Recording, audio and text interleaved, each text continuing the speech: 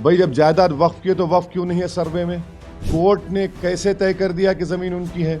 मगर ये सरासर गलत हुआ है।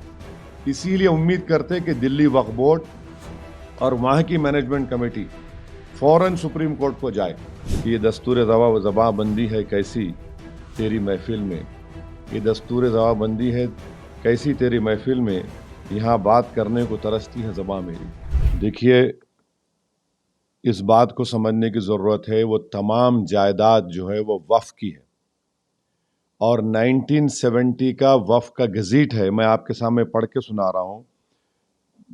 एंट्री नंबर 40, 1970 की वफ़ की गज़ीट। ख्वाजा फैज़ इलाही मॉस्क एलियस मस्जिद गोसियान ग्रेवयार्ड, ओवर 100 ईयर्स। 1970 में गज़ीट गवर्नमेंट इशू करती है सरकार, उसमें इसका जिक्र है। दूसरी बात यह है कि ये बात बिल्कुल सही है कि 12 नवंबर को दिल्ली हाई कोर्ट के डिवीज़न बेंच ने एक जजमेंट दिया। हैरत अंगेज बात यह है कि जो पिटिशनर है सेव इंडिया फाउंडेशन, ये लोग कोर्ट को जाते हैं, इनका बैकग्राउंड मुझे मालूम है, इनका बैकग्राउंड इनका बैकग्राउंड आरएसएस का है। ये लोग कोर्ट को गए, सेव इंडिया फाउंडेशन और एमसीडी को पार्टी बनाया गया, तो कोर्ट ने ये कहा कि एक जॉइंट सर्वे रिपोर्ट है जिसको ने एनक्लोज किया।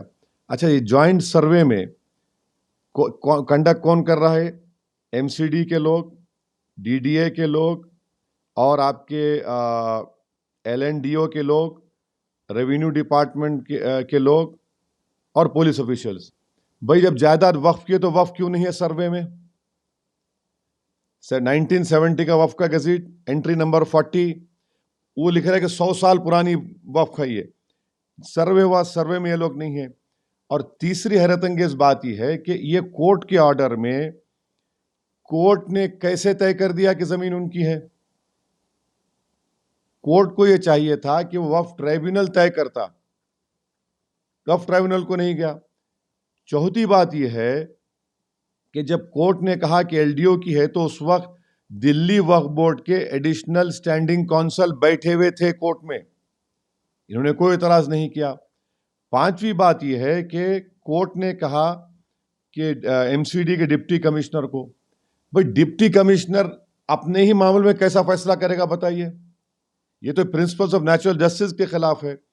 तो इसीलिए दिल्ली वक्फ बोर्ड को चाहिए था कि इसमें पार्टी बनते, ये जो ऑर्डर आया, और उसको बताते कि भाई ये 1970 की गज़ीट हमारे पास है, वक्फ की प्रॉपर्टी है। तो ये नहीं किया गया। फिर जब ये ऑर्डर आ गया तो दिल्ली वक्फ बोर्ड को और वहां की कमेटी को इसके खिलाफ रिव्यू डालना था। हाई कोर्ट ने जरूर कहा कि 3 महीने के अंदर, माने फरवरी तक टाइम था, ना दिल्ली वक्फ बोर्ड रिव्यू डाला, ना वो कमेटी के लोग रिव्यू डाले। और नतीजा क्या निकलता है कि वहां पर वक्फ की जायदाद को, क्योंकि कोर्ट को आप जाकर पार्टी नहीं बने और कोर्ट ने एक गलत फैसला लिया प्रॉपर्टी का, वो तो वक्फ ट्राइब्यूनल डिसाइड करना है कि कौन उसका मालिक है या नहीं। तो इसीलिए, और एक चीज, ये जो वक्फ है, ये वक्फ दिल्ली वक्फ बोर्ड को हर साल वक्फ चार्जेस दे रहा है 20%। दिल्ली वक्फ बोर्ड लिखता है 70%। तो ये केस चल रहा है अभी हाई कोर्ट में।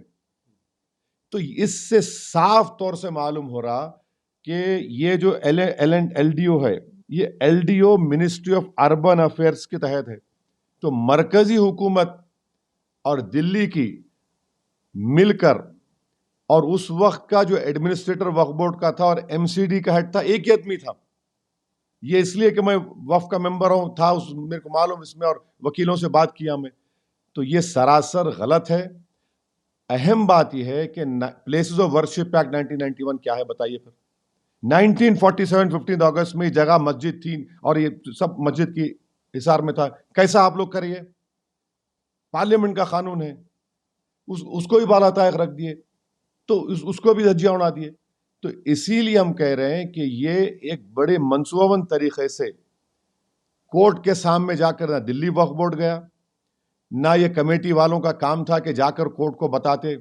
और دل یہ جو ایم سی ڈی ہے ان کو معلوم گزٹ ہے گورنمنٹ کو، تو گورنمنٹ کا حصہ ہے نا. ایل ڈی او والے بھی تو گورنمنٹ کا حصہ ہے، گزٹ کا حصہ انکار کرتے ہو لوگ.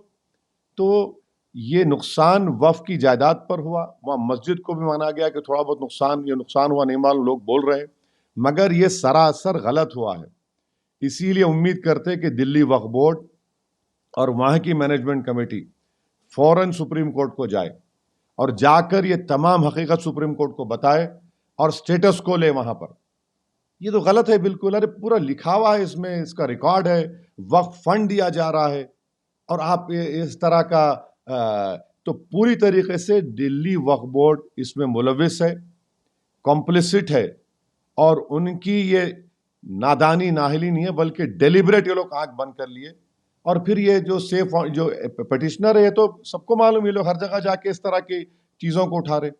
تو یہ اس فیصلے کے خلاف فوراً ایس ایل پی ڈال کر سٹیٹس کو لینے کی بہت ضرورت ہے. مگر وقف کی جائیداد کا نقصان ہوا اس میں. دیکھیے، آج اگر آپ ایک انگریزی news paper Times of India دیکھیں گے، اس میں 2 رپورٹیں ہیں. ایک یہ کہ سپریم کورٹ نے بیل دیا ہے ایک ایم ٹیک چیئرمین کو جو 16 مہینے سے جیل میں تھا، اور جسٹس سنجے کمار اور جسٹس آلوک رادے صاحب کا یہ ججمنٹ ہے، بیل کا آرڈر ہے کہ right to speedy trial enshrined in article 21 of constitution is not eclipsed by the nature of the offense. ایک یہ ہو گیا. دوسرا ایک اور ہے کیس جس میں ایک شخص ہے جو نیکسلائٹ ایکٹیویٹیز میں، وہ سیکیوز کا نام ہے کیلاش رام